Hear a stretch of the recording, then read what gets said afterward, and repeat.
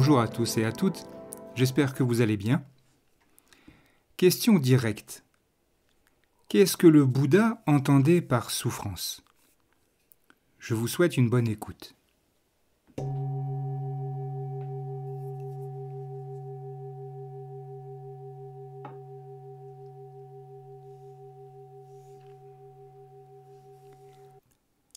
La première noble vérité du Bouddha est le plus souvent, mais de façon inexacte, traduite en français par « la vie est souffrance ».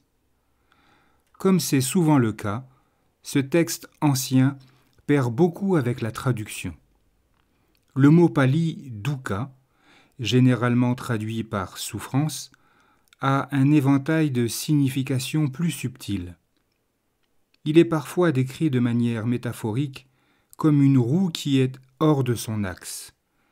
Une traduction plus littérale de la première noble vérité pourrait être « la vie est insatisfaction ». Le Bouddha a enseigné qu'il existe 3 sortes de dukkha. La première est la douleur physique et mentale causée par les stress inévitables de la vie, comme la vieillesse, la maladie et la mort.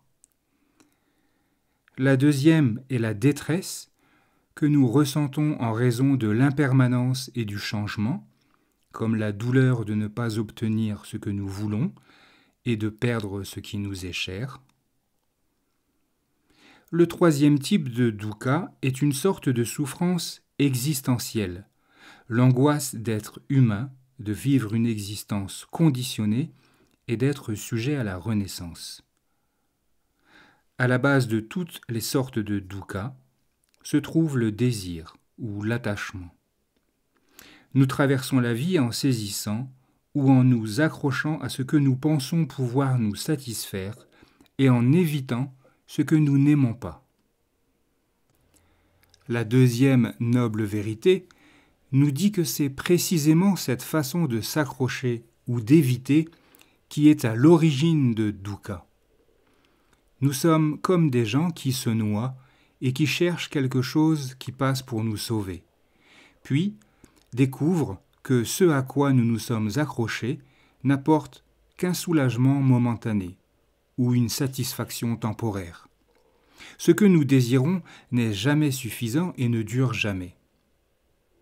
La troisième noble vérité nous assure qu'il existe une autre façon de mettre fin à la souffrance. Et cette façon, comme l'explique la quatrième noble vérité, est la pratique du noble chemin octuple. En pratiquant, nous développons un bonheur qui ne dépend pas d'objets extérieurs ou d'événements de la vie, mais qui résulte d'un état d'esprit cultivé qui ne va et ne vient pas au gré des circonstances. Même la douleur physique devient moins stressante avec la conscience que procure un esprit cultivé. Ainsi, l'enseignement des 4 nobles vérités n'est pas que la vie est irrémédiablement vouée à n'être que souffrance, mais que les moyens de s'en libérer sont toujours à notre disposition. En ce sens, le bouddhisme n'est pas pessimiste, comme beaucoup le supposent, mais optimiste. Voilà pour la fin de cette petite question directe. Il me reste à vous souhaiter de belles journées et de belles méditations. Je vous dis à bientôt.